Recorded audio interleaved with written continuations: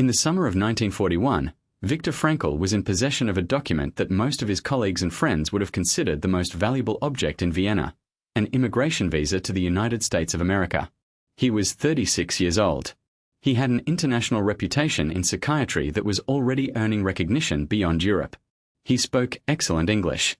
America was waiting, and the situation in Vienna for Jews was deteriorating from bad to catastrophic with a speed that left little room for delay.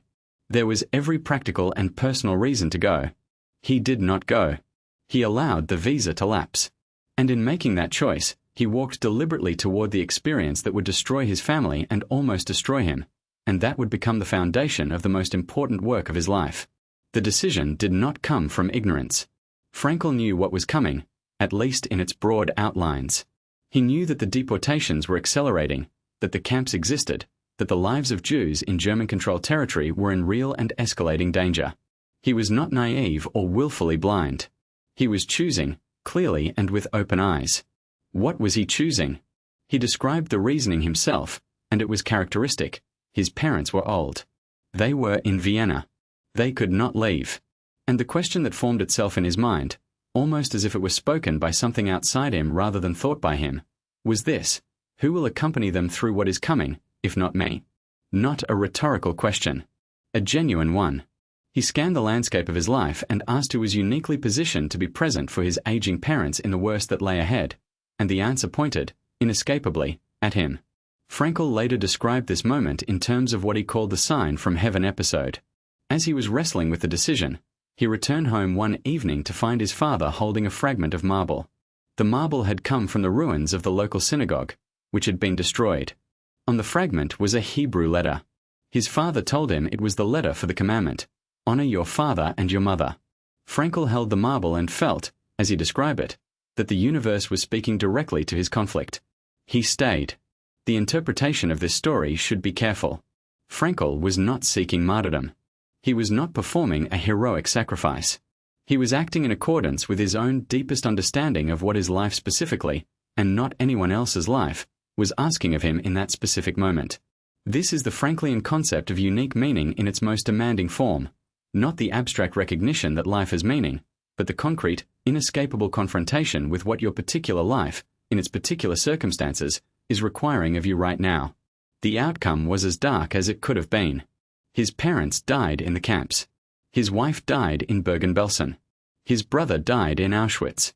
Frankl himself survived by a combination of psychological resources, practical intelligence, and chance so narrow that he himself never tried to fully explain it. He did not emerge from this with the sense that his decision had been vindicated in any simple way.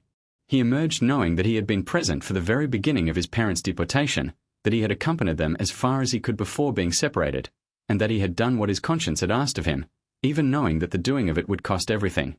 For the rest of his life, Frankl was asked whether he regretted the decision.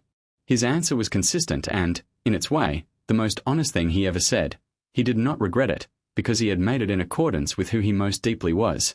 The question was never whether it would lead to comfort or safety or even survival. The question was whether it was true to the unique responsibility that his specific life placed on him. He believed it was. And he believed that acting on that truth, even at the cost he paid, was the only kind of life he was capable of genuinely calling his own. This story is not a prescription for self-sacrifice. It is a portrait of a man who understood, at the most fundamental level, that meaning is not a reward for good outcomes. It is a response to genuine demands, and sometimes the demand is terrible, and the response required is the hardest thing a person can do. Frankl's willingness to hear that demand and answer it, in full knowledge of what it might cost, is the most personal and most powerful illustration of everything he ever taught. Frankl's decision to stay in Vienna is the most personal expression of everything he ever taught, and the most uncomfortable. It asks not whether we admire his courage, which is easy, but whether we are living with the same quality of attention to the specific demands our own lives are making on us. Not the dramatic demands, necessarily, and not the ones that require the sacrifice of everything, but the quieter, daily demands that conscience presents and that convenience makes it so easy to defer. The same faculty that told Frankl to stay, the faculty of conscience hearing the specific call of the specific moment and responding to it with full presence, is available to everyone. Using it is the closest most of us will come to the kind of life he lived. Subscribe to the Psychology of Viktor Frankl to explore more of his timeless ideas.